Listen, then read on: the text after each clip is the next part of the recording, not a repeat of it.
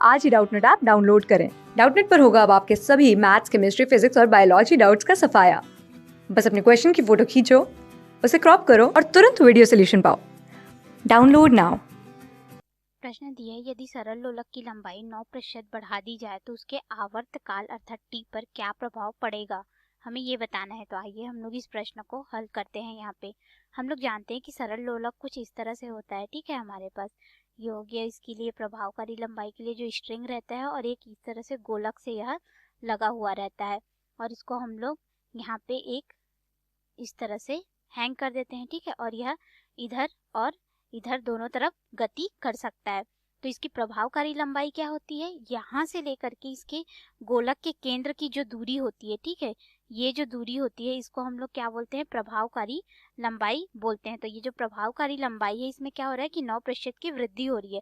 तो आवर्तकाल में क्या प्रभाव पड़ेगा इसके बारे में हमें बताना है। तो देखिए, हम लोग जानते हैं कि जो सरल लोलक का आवर्तकाल होता है टी बराबर ये होता है 2 पाई वर्गमूल हमारे पास L बटा G होता है। G जो रहता है पृथ्वी का गुरुत्वीय त्वरण रहता है, L प्रभावकारी लंबाई है, 2 पाई नियतांक है। तो हम लोग इसको समीकरण एक नाम दे देते हैं। पहली स्थिति में क्या था कि सामान्य लंबाई का L रहा होगा, उसके बाद फिर L में क्या हो रहा है कि 9% की वृद्धि हो रही है। अब 9% की वृद्धि हो रही है तो जो लंबाई होगी उसको हम लोग L डैश बोल देते हैं। तो यह वृद्धि कितनी हुई है इसको हम लोग देख लेते हैं। तो देखिए, जो लंबाई L है उसी में ही क्या हो रहा है कि 9% की वृद्धि हो रही है। तो ये कितना हो जाएगा 9/100, क्योंकि प्रतिशत में हम लोग है उसको परिवर्तित कर लेते हैं संख्या में। तो ये हो जाएगा, देखिए यहाँ से क्या होगा कि जो 100 है इससे गुणा होगा तो क्या हो गया 100 L हो गया, इससे जुड़ेगा तो ये हो गया 109/100 L हो गया हमारे पास। ठीक है, अब हम लोग इस L डैश में यानी कि 100 से इसको भाग दे देंगे तो हमारे पास इसका मान आ जाएगा 1.09 L के बराबर। ठीक है, इस मान को हम लोग क्या करेंगे, इस सूत्र में रख देंगे। तो हमारे पास जो आवर्तकाल आएगा उसको हम लोग टी डैश बोल देते हैं, जो हो जाएगा 2 पाई वर्गमूल। यहाँ पे लंबाई क्या हो गई L डैश होगा, L डैश होगा तो ये कितना है हमारे पास 1.09 L के बराबर है। और गुरुत्वीय त्वरण G का मान तो परिवर्तित होगा नहीं, तो ये हो गया हमारे पास समीकरण 2। अब यहाँ से हम लोग क्या करेंगे, हम लोग को टी डैश का मान निकालना है कि नया आवर्तकाल क्या होगा। ठीक है, जब लंबाई L डैश हो गई है उस समय पे 9% हम लोग बढ़ा दिए हैं तो हम लोग क्या करेंगे, यहाँ पे समीकरण 2 में हम लोग भाग दे देंगे समीकरण 1 को। समीकरण 2 भागित समीकरण 1 कर देंगे तो हमें यहाँ पे क्या प्राप्त हो जाएगा, टी डैश बटा टी बराबर यहाँ पे हो जाएगा 2 पाई वर्गमूल 1.09 L बटे G, और फिर बटे में हो जाएगा 2 पाई वर्गमूल हमारे पास L बटा G। यहाँ से 2 पाई और 2 पाई कट जाएगा और हम लोग देखें यहाँ से तो ये G और G का मान कट गया। तो हमारे पास मान क्या आ रहा है, T डैश बटे T बराबर हमारे पास यहाँ पे हो जाएगा वर्गमूल। देखिए यहाँ से L और L भी कट जाएगा। ठीक है, तो हमारे पास मान आ जाएगा 1.09 बटे 1 हो गया। अब इसका हम लोग क्या करेंगे, वर्गमूल निकाल लेंगे।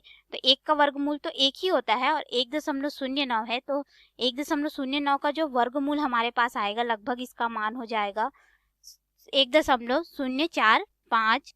अब हम लोग को टी डेज का मान निकालना है। टी डेज को यहाँ पे रहने देंगे, टी को इधर पक्षांतर कर देंगे, ये हो जाएगा 1.045 टी।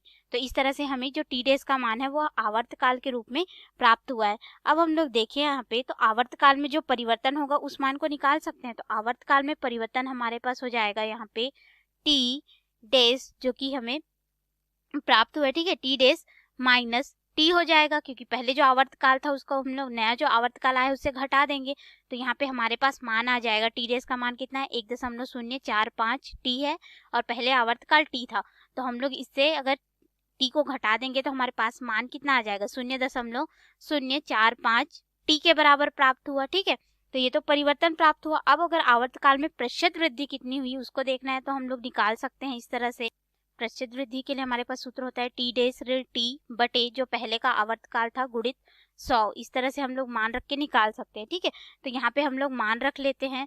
तो देखिए टी डैश का मान हमें यहाँ पे कितना मिल रहा है, टी डैश माइनस टी का मान कितना मिल रहा है हम लोग को 0.045 टी बटे यहाँ पे हो जाएगा टी गुणित 100 प्रतिशत। इसको अब हम लोग हल कर लेते हैं।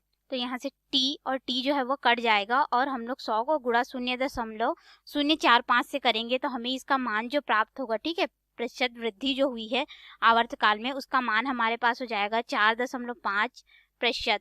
तो हम लोग को यहाँ पे देखिए जो नया आवर्तकाल मिल रहा है, ठीक है, उसमें जो प्रतिशत वृद्धि हुई है हमारे पास आवर्तकाल में, आवर्तकाल को हम लोग टी डेज से प्रदर्शित किए थे और प्रतिशत वृद्धि का मान देख रहे हैं हम लोग, ठीक है, तो उसका मान कितना आ गया हमारे पास 4.5% की वृद्धि हुई है। तो ये हमारे हो गया प्रश्न का उत्तर, यानी कि प्रभावकारी लंबाई को हम लोग क्या करेंगे, अगर 9% बढ़ाएंगे तो आवर्तकाल में 4 वृद्धि होगी। धन्यवाद। क्लास 6 से 12 से लेके नीट, IIT, JEE मेंस और एडवांस के लेवल तक 10 मिलियन से ज़्यादा स्टूडेंट्स का भरोसा। आज ही डाउनलोड करें डाउटनेट ऐप या व्हाट्सएप कीजिए अपने डाउट्स 8400 400 400 पर।